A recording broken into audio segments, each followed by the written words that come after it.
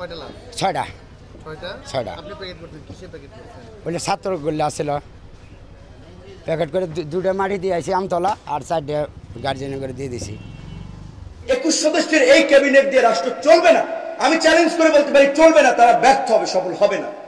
এখানে অনেক যোগ্য লোকের আরো দরকার আছে।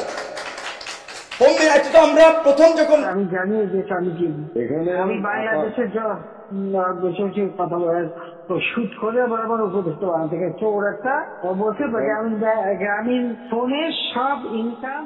আসসালামু আলাইকুম দর্শক, দেশ ও দেশের বাইরে থেকে যারা এই মুহূর্তে ভিডিওটি ওপেন করেছেন সবাইকে অসংখ্য অসংখ্য ধন্যবাদ। দর্শক, প্রথমেই আপনারা শিরোনাম দেখেছেন, এখন দেখবেন বিস্তারিতর প্রথম অংশেই ফাঁস হলো সেই 5 তারিখে কত ছাত্রকে মেরে মাটি চাপা দিয়েছিলেন পুলিশরা। সেই তথ্য দিলেন একজন ভ্যানওয়ালা। সেই তথ্যকে সূত্র ধরে যে খুঁজতে গিয়ে দেখা যায় শুধু 6-7 জন নয়, এখানে হয়তোবা আরও অনেকই ছাত্রকে পুঁতে রাখা হয়েছিল। এদিকে বিশেষ করে বাংলাদেশের যে আরেকজন ব্যক্তি, সে হচ্ছে ভিপি নুরুল হক নূর। উনি বললেন এই সরকার ব্যর্থ, এই সরকার দেশ চালাতে পারছেন না।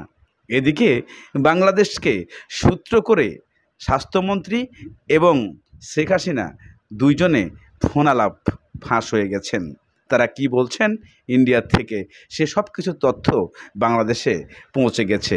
চলুন ডক্টর ইউনূসকে নিয়ে কি ধরনের ব্যাখ্যা দিয়েছে, কি ধরনের কথাবার্তা বলছে, আজকের এই ভিডিওতে আপনারা সব কিছু জানতে পারবেন।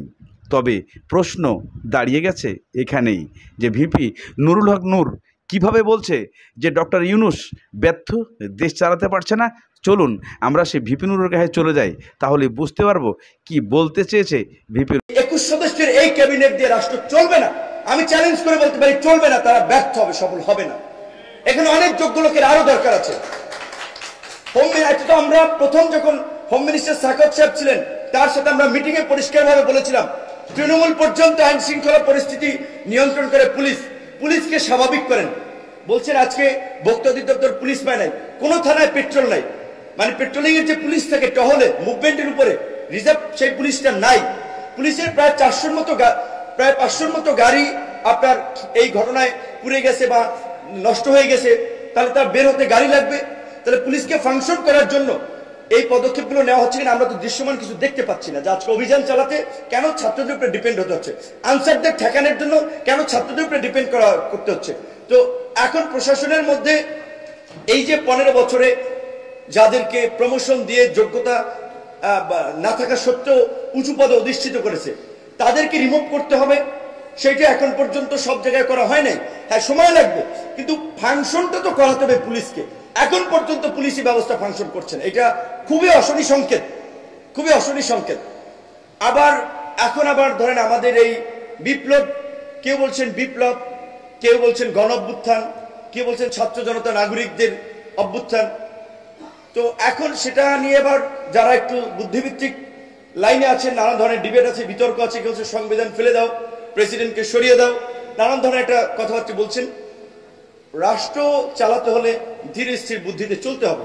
এখানে আবেগের জায়গা নেই, বাস্তবতার নিরিখে চিন্তা করতে হবে যে আপনার এই গভর্নমেন্টকে ইন্টারন্যাশনাল কমিউনিটি কিভাবে নিচ্ছে, দেশের আইন আদালত বা রীতিনীতির সাথে কতটুকু কিভাবে সাংঘর্ষিক হচ্ছে, অনেক কিছু মাথায় রেখে কিন্তু পলিসিগুলো নির্ধারণ করতে হবে।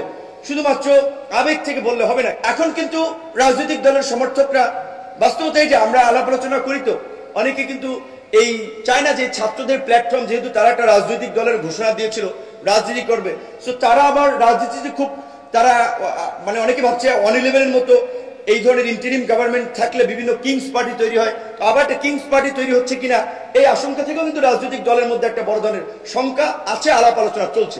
সেই কারণে এখন কিন্তু ছাত্রদের কাজে আবার রাজনৈতিক দলগুলো আগের মতো আনকন্ডিশনাল সমর্থন কিন্তু দিতে চাচ্ছে না। বাস্তবতা কিন্তু আপনাদেরকে রিয়ালাইজ করতে হবে। আমি মনে করি এই সরকারকে যদি স্টেবল করতে হয়, এই সরকারকে যদি ফাংশন করাতে হয়, এবং যে মানুষের যে প্রত্যাশা রাষ্ট্রের মৌলিক সংস্কার, সেটার জন্য এই সরকারকে জাতীয় সরকারের রূপ দিতে হবে।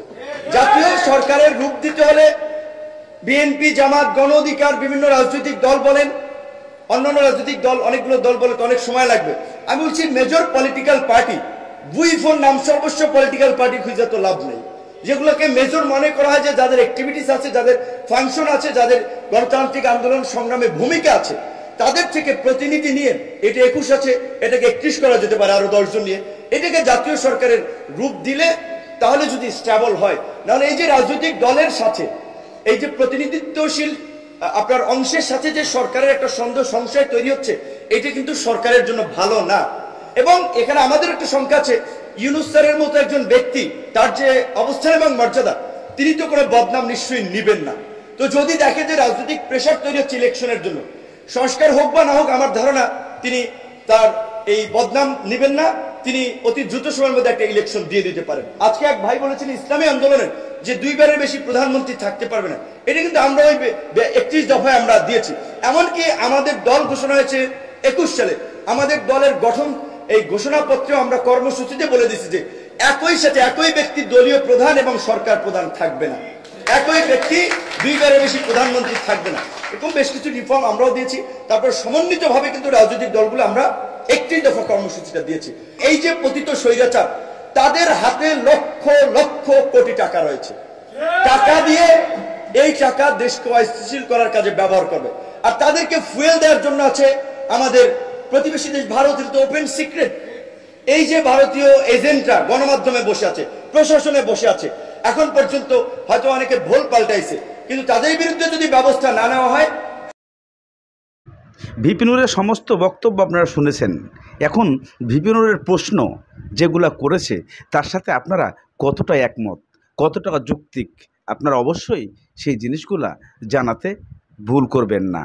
এদিকে সেই তথ্য, যে ভাইরাল তথ্যটি, যেটি কল রেকর্ড ফাঁস হয়েছে, স্বাস্থ্যমন্ত্রী এবং শেখ হাসিনা ইন্ডিয়াতে বসে ডক্টর ইউনূসকে নিয়ে যে কথাগুলা বলছে, সেই কথাগুলা কতটুকু যৌক্তিক এবং এই কথাগুলা কতটা গুরুত্বপূর্ণ হতে পারে ডক্টর ইউনূসের জন্য বাংলাদেশ চালাতে, নাকি এইগুলা কোনো তথ্যর প্রয়োজন নেই ডক্টর ইউনূসের, কিন্তু প্রয়োজন আছে, যে প্রয়োজনগুলা আপনারা ভিডিওর লাস্ট অংশে দেখতে পাবেন।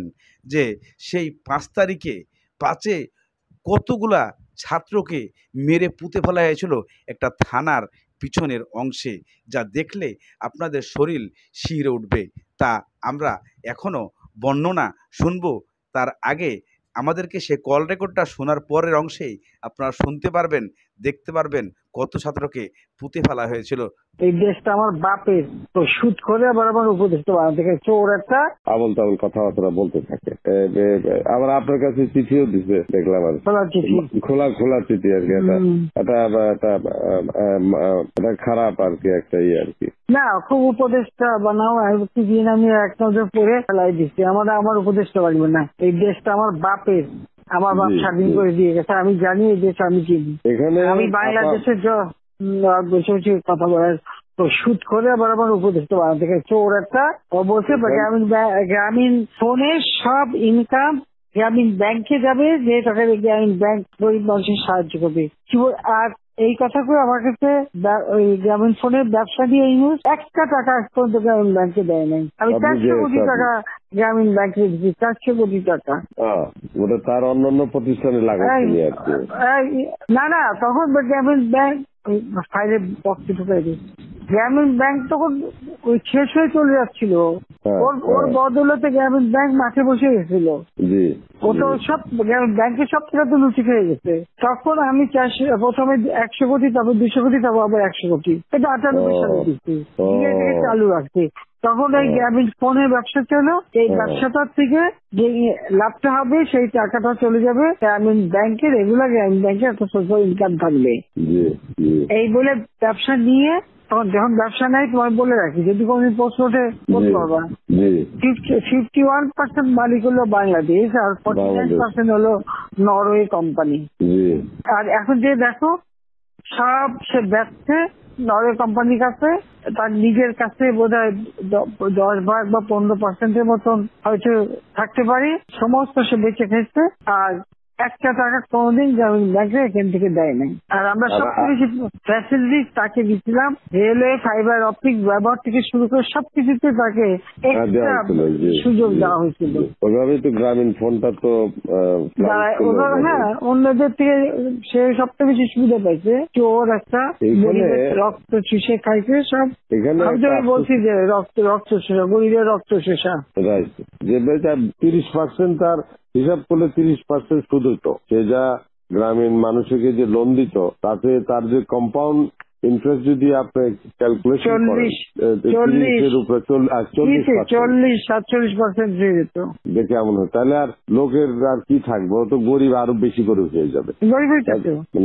হিলারি ক্লিন্টনে, তোমরা তো ইতিহাস জানো না, হিলারি ক্লিন্টনে নিয়ে গেছিল যশোরে, তার হাত দিয়ে গ্রামীণ মানে ব্যাংকে ঋণ দেওয়ালো। এরপর সেই লোকগুলি সাধারণ গরিব লোক, হরিজন গ্রুপ, তারা ওই এলাকায় আর থাকতেই পারে নাই, কারণ ওই ইন্টারেস্ট দিতে দিতে দিতে তারা ফকির হয়ে নিজের যে বাড়িঘর ভিটা মাটি তাও কেড়ে নিয়ে গেছে। তারপরে তারা ওই এলাকা থেকে হারায় গেছে। দেন আমি খুঁজছি, একজনের পাশে খাগড়াছড়ি, সেখানে যে এসে কাজ করে খায়, আর একজন বোধহয় নীলফামারী নদী আসবে কোথায়, যে এরা ওই পরিবার। ছয়টা ওই ছাত্র গুলো আসছিল, প্যাকেট করে দুটো মাটি দিয়ে আসি আমতলা, আর 4টে গার্জেন করে দিয়ে দিছি। তার এই যে 3 রাস্তার মাথায় কি যে এখান পরে পাবলিক ডাক্তার বাইরে নিয়েছিল। কত ক্লাস ছিল? 5-7টা গো, তার গুণই নেই।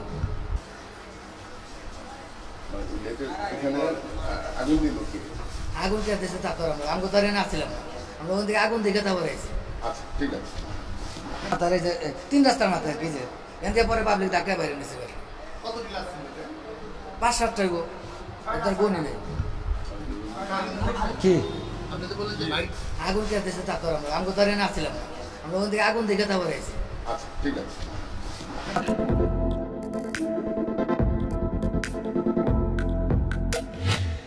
আইসি সাইডে দেখলাম যে একজন পুলিশ ঝোলানো, এটা দেখলাম। তারপরে এমএলএ এলাম এই সাইডে এসে দেখলাম যে 700-800 জন পেছায় না, মানে পুরানো এই গাড়িতে, পুলিশের গাড়িতে। তারপরে ওখান থেকে এটা দেখে এসে এই জায়গায় এলাম, এই জায়গায় আবার দেখলাম যে অনেক গাড়ি পুরানো, আর এই জায়গায় একটা লাশ আসছে, এটাই দেখছি। এই যে এখানে যে অনেকগুলা লাশ পুরা গেছে, এটা তাও দেখি নাই, আমি কিছুই দেখি নাই। আচ্ছা, ঠিক আছে। বিষয়টা একটু বলেন তো, কি দেখছেন আপনি? এখানে যে আন্দোলন হয়, এখানে আমরা ছিলাম স্টুডেন্টরা, আমাদের বাসা হচ্ছে বাইপুর পশ্চিমপাড়া, ওইখান থেকে এসি পরিবহন। প্রথমে হচ্ছে সব স্টুডেন্ট আমরা আপনার ওই যে বাইপেল যে রাউন্ড আছে ট্রাফিক পুলিশ বক্সের ওইখানে সবাই ওইখানে গেছিলাম। এরপরে হচ্ছে ওইখান থেকে আপনার আমাদের হচ্ছে পুলিশ এবং হচ্ছে ছাত্রলীগ যারা আছে তারা আসছিল, তাদের হাতে অস্ত্র, এবং আমরা হচ্ছে ওখান থেকে সেফ জোনে যাই। এরপরে হচ্ছে তারা গুলি চালায়, ওখানে অনেকজন মারা যায়। এরপরে হচ্ছে স্টুডেন্ট যখন বেড়ে যায় তখন পুলিশ এবং ছাত্রলীগ ওনারা হচ্ছে নিজেদের সেভ করার জন্য হচ্ছে থানার এদিক চলে আসে। এরপরে হচ্ছে এই থানার এখানে আসার পরে যখন 3টার সময় হচ্ছে ঘোষণা হয় যে হচ্ছে সরকার পদত্যাগ হয়ে গেছে, তখন হচ্ছে সবাই হচ্ছে থানায় ঘেরাও করার চেষ্টা করে। তখন হচ্ছে এখানে অনেকে ফায়ার করে, গুলি করার পরে অনেক লাশ, 6 জনের লাশ হচ্ছে ভ্যানে উঠানোর পরে হচ্ছে এখানে নিয়ে আসে ভ্যানে দিয়ে পুলিশের গাড়িতে। এরপরে হচ্ছে পুলিশের গাড়িতে আগুন দেওয়ার পরে হচ্ছে সে লাশগুলো পুড়ে যায়, অনেককে চেনাও যায় না। এরপরে হচ্ছে আমরা ওইখান থেকে অনেককে আবার হচ্ছে হসপিটালে পাঠাই। পরে 6 জন, এই 6 জনের গাড়িতে ওঠানোর পরে এই 6 জনের হচ্ছে আগুন দিয়ে দেয় আর কি। সেটা তো বলতে পারবো না, কারণ হচ্ছে সে সময় কেউ ওই দিক ফোকাস করে নাই যে 6 জন, কারণ আসা যাচ্ছে না, এদিকে গুলি চলতেছে এদিকে গুলি চলতেছে, ওই অবস্থায় যে আসে সে মারা যাবে, আমরা কেউ দেখতে পারি না আর কি। শুধু আয়সা দেখছি হচ্ছে এই লাশগুলো হচ্ছে পুড়ে গেছে। এরপরে রাত্রে পুলিশের আগুন দেয়,